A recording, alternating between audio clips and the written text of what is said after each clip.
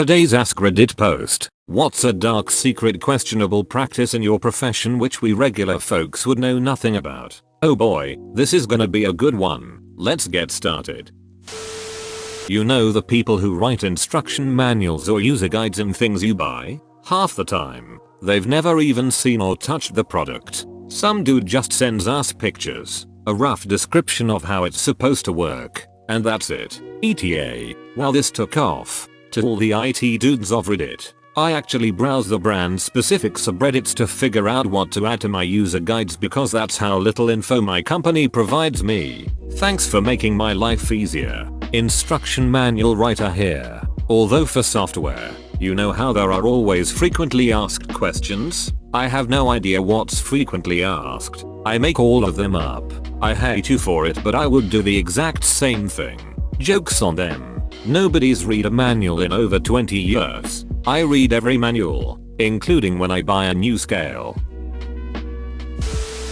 Young kids talk to their teachers, coaches, counselors, principals about their parents a lot, and kids pick up on all the dirty little secrets. 6 Yo, I have 2 daddies. Me. That's lovely. Darling, now let's play some piano. 6 Yo, one of my daddies goes on long business trips and then mummy and I go live with my other daddy while he's gone. Me. Oh. Let's play some piano. Many hotels often sell rooms multiple times. Used to work an airport hotel, knowing that chances are some guests won't arrive due to missed or delayed flights, so we sell more rooms that we have. You have guests checking out from 2/3 am due to early flights, so even though the room is technically still theirs, you quickly and sometimes poorly clean the room and tell the arriving unexpected guest or new booking there's a random computer issue, and to wait 20 minutes and then check them into the departed guest's room praying. Multiple times I've had to run a kettle under a cold tap to hide the fact the previous guest used it 15 minutes before the new guest arrives. Airlines do this shit with airplane seats too. I once had a connecting flight while heading back to college, which was, luckily, not a long flight and I had plenty of time. They pulled this crap and initially wanted someone to forego their seat for a $50 coupon. I let it go up to a $250 direct check and then volunteered, and they still tried to go with credit toward a ticket. I only took the check and got paid that amount for a couple hours watching Netflix in the airport. I had a friend make $1,100 that way when Delta pulled this shit. That was during the before times. In the long ago. After COVID. Let's all just talk like the little boy from Rome. Not currently my profession, but ghostwriters in fiction. John Grisham, Danielle Steele, James Patterson, Janet Ivanovich, etc. All those big names with a NIT bestseller every year use ghostwriters who are never credited or mentioned. It's barely even a secret. Ivanovich and Patterson don't need ghostwriters. Every book is the exact same format. It's annoying. Haha. That's literally kind of the point of the ghostwriters. Same quality with the same name on the cover.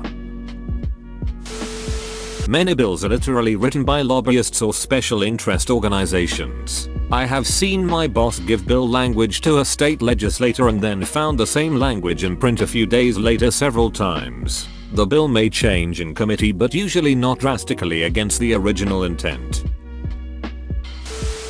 Sometime we learn something the day before we teach it to you. Whoa. This really hit a chord with people. Lots of shared experiences. It's great. I've had a couple teachers say they were also learning parts of a course as they were teaching it to us. Actually made me feel a little better about asking questions about the subject. Yup, it's not uncommon. I always have to reassure new instructors. They always feel like they need to know the whole breadth of the course before they start teaching. You just have to stay a week ahead of the students. As someone who started an instructor position a month ago, this is reassuring. I have been in the industry which I lecture on for 10 years. I have a broad skill set, but when it comes to teaching the actual theory of why I'm doing what I am doing, it's back to the textbooks for me. First week, I was only a paragraph ahead. Working on week 5 and I'm nearly a whole week ahead. Being honest and upfront with the students works best. I've used the let's take a break so I can clarify some of my notes or hey everyone, We'll have to come back to this once I understand this subject matter well enough to relay accurate information or something along those lines. If I were to attempt to BS my way through, they would see right through it, and it would also be a disservice to them and myself. Sometimes librarians read the new books before registering them in the catalog for the public. Evil laughter. That's the most adorable evil thing. I appreciate that their evil secret is basically doing unnecessary homework. I ended up quitting a career because people, all genders and ages, kept trying to solicit me for prostitution. Young male massage therapist. Edit. Whoa. Thanks for the upvotes. Youch. MHM. Went to a very good school where I did well and I was making good money. Real shame. Yep, my massage therapist saves my ass every 6 months. Occipital neuralgia headaches. And I couldn't imagine someone thinking that way. I'm glad you've found a good therapist. Awesome for you too for maintaining a professional relationship. Massage therapy is already under a microscope and viewed with much scrutiny. How many people who work with children, teachers, childcare workers, etc. don't follow confidentiality guidelines, gossiping about families with co-workers, talking about children's home situations, creeping family social media, etc. Any people who are supposed to follow confidentiality guidelines. Both my parents work in the penitentiary. Dad is a prison warden. Mom is a secretary at the probation office. I grew up with discussions of the lives of inmates and people on probation around the table. My parents would also, discreetly, point out to me people in the street they wanted me to avoid, the sex offenders, kiddie diddlers, and druggies. I worked in a restaurant and they told me the sweet old regular the waitresses liked so much is an absolute pervert. My dad told me he'd make holes in his pockets to touch himself. Aren't criminal records public records? Especially sex offenders? I mean, sex offenders have a very public special list they're on. Criminal convictions aren't typically considered private. Have you ever started filling out a form for a quote on something, insurance website, or literally anything, and then changed your mind and said nah, I don't want to give them my personal information, and then abandoned the form before pressing submit? If you think that stopped them from getting your personal information, it didn't. Most companies looking to capture leads will capture your info in real time as you enter it into a form. The submit button is just there to move you to the next step, not to actually send your information to the company. Yep, I filled out applications for jobs and decided I didn't want to finish work there. Never hit next. Never hit submit. Although I clicked on a button on the previous page which sent me to the next page which was in a new window and had my phone number, name, and address, and X200B. I get an email finish your application. The following hours. Whoop the do I got a call the next few days later about the job I applied for. Yep, no, I declined it. It was Chick-fil-A for anyone wondering. Holy shit. This happened to me a few days ago. I tried to apply, but realized there was no option to select no high school education. I'm still in high school. Realized that they must have tightened hiring restrictions and no longer accept minors. So I closed the application. Next day I get a call from a lady asking me questions from the application. When she asked me what year I graduated, I told her I would be graduating next year, 2021. And she quickly told me sorry for the inconvenience and hung up. Like yeah, bitch, I didn't finish my application for a reason. Edit. I did not actually call her a bitch, but simply used it as a light expression of my emotion when I wrote this out. I actually didn't get to say anything to her after she finished speaking, as she hung up so quick. That's why I thought it was a little rude. And now I'm getting spammed with emails from jobs that I could never possibly get hired for, like programming and electrical engineering. It's pretty annoying that they sold my info and I never even gave it to them willingly. I work in logistics, trucking, rail, ocean, air freight. Everyone lies about everything all the time. Logistics is similar to waiting on your drug dealer. I'll be there in 5 minutes. Hearing I'll be 5 minutes is worse than I'll be an hour. In both industries, Back when I was a wee lad, my mother would come into my room and say, "I'm going out in a couple of minutes. Do you need anything from the shops?" "No, I'm fine thanks, okay. See you later, bye." 20 minutes later, back to my room, "Okay, I'm off now. See you in a bit, bye." 5 minutes later, she's finally at the front door. "Bye. Yes mum, bye." There is at least one water bottle, soda can, energy drink, spray paint can sitting on a piece of blocking behind your drywall somewhere in your house. This bothers me more than I care to admit. Whoa 3k, well golly, thanks Reddit. This has upset me greatly too, haha. Here's another. Likely more than 0 people pissed in your home while it was being built. Maybe in a bottle now sealed in the walls. Maybe just right in the walls. You can buy stamps from your mailbox. Just leave a note and money and stamps will be there the next day. Also, if you don't have a stamp, you can leave a letter in the mail with some change taped to it and that will pay for the stamp. This was the only way I could ever send thank you notes for gifts. Mom mandated it, but we lived so far in the middle of nowhere that she wouldn't make a trip to the post office to buy stamps.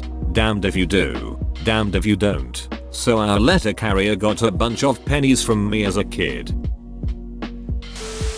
At a very large pizza chain restaurant that remains widely popular, we had these perforated pans for thin crust and stuffed crust pizzas. They'd get washed in the dishwasher by the hundreds per day and at least half would still have burnt cheese and shit on them. Well, they were just stacked to dry when making new pizzas in those pans. Sometimes the pans that were left to dry overnight grew bits of mold around the burnt cheese. We were told just to put the dough on top because otherwise we'd never keep up with the orders if we rewashed everything. The manager said, "Don't worry, it gets cooked." Oh gosh. I worked at a couple pizza places, 2 big chain ones. At one, the grease was unreal. The dishwasher basically had to be scraped once a day to get the thick film off. They didn't have an actual dishwasher either. Just made the drivers clean them and the drivers didn't want to do the dishes, so they'd just toss them in there haphazardly. I can't tell you how many times I'd find pans with a layer of oil still in them and have to send a bunch back through.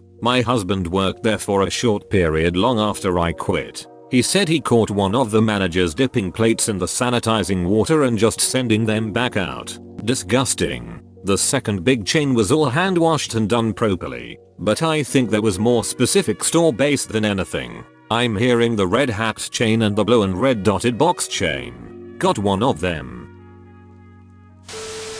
IT. Outages occur, sure. Bugs happen too. Most of the time these things are known and are put off until they happen or are complained about. No complaints equals no ticket equals not touching it. See, this is exactly why I love network outages. Can't email, can't call, can't complain. As a network administrator, that honestly made me laugh out loud. So true. Padding paperwork, studies, to slow an auditor down. Every data point, all the minutiae of the calculations, unnecessarily dense explanations of statistical methods that go on at length with notes about distribution fitting. They, auditors, aren't usually very technical, so they stop at each spot along the way without realizing they can throw half the thing out. If you're good, you can balloon a 30-page document into 100 in a matter of minutes. Kinda sounds like the legal system tbh. It's very much like that, because the industry I'm discussing is one of the big 5 in terms of being federally regulated.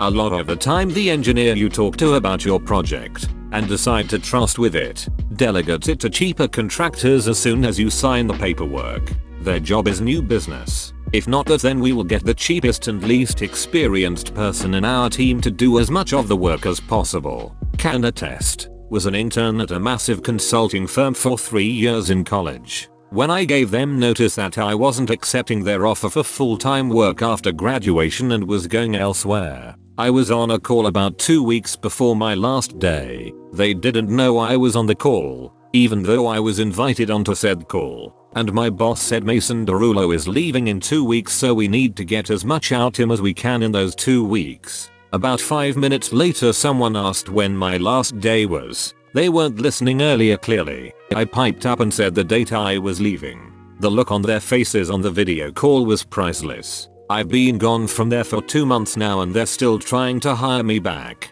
I worked way above my pay grade.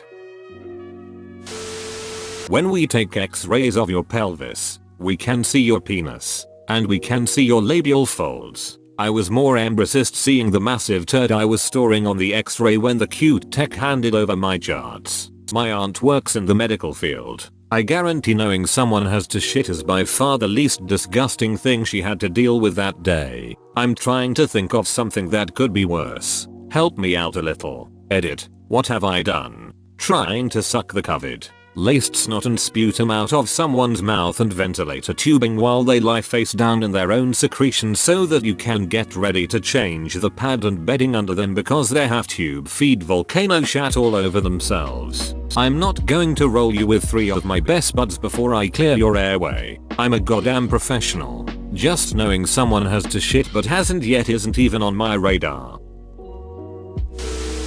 I work on a popular teen TV show.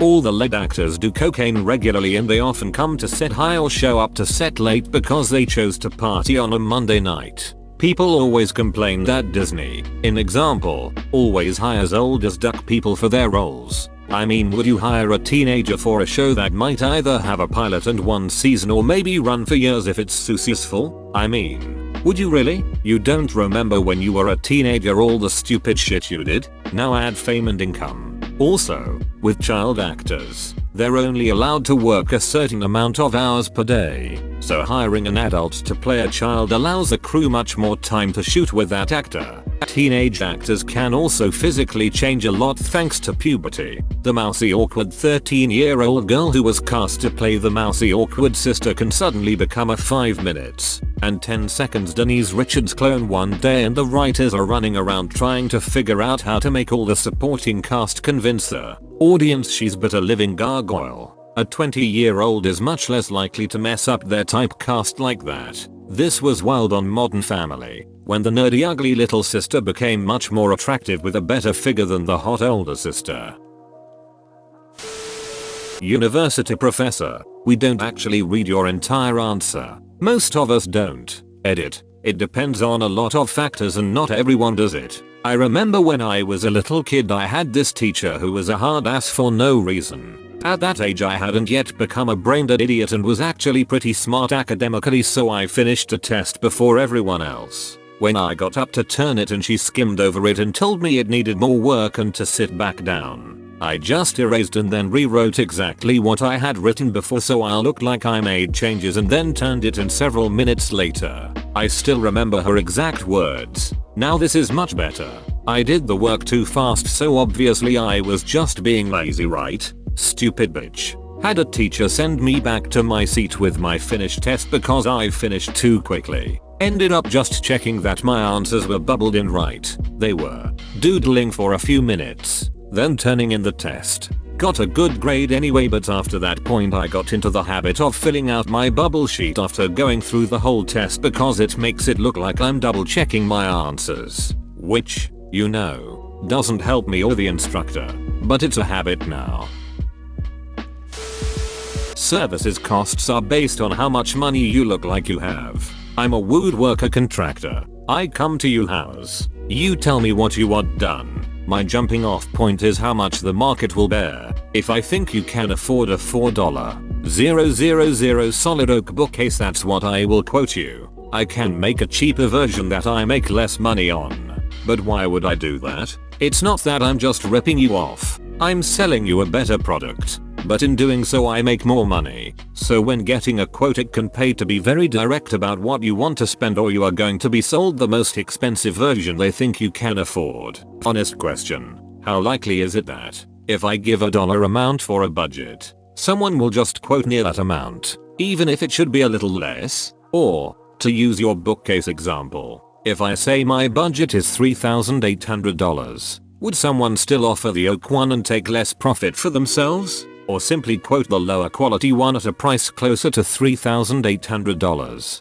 even if they could normally do it for, say, $3,000. Since they know what I'm willing and able to spend, how likely is it that, if I give a dollar amount for a budget, someone will just quote near that amount, even if it should be a little less, extremely likely, since you're basically letting them know that you're willing to pay that much. Even if it requires a detailed breakdown of each part and each hour of labor, they will arrange it to sum up close to what you said. Exactly this. Car dealers always want to know your budget first. If you tell them, they'll never let you walk out of there without you paying at least that much.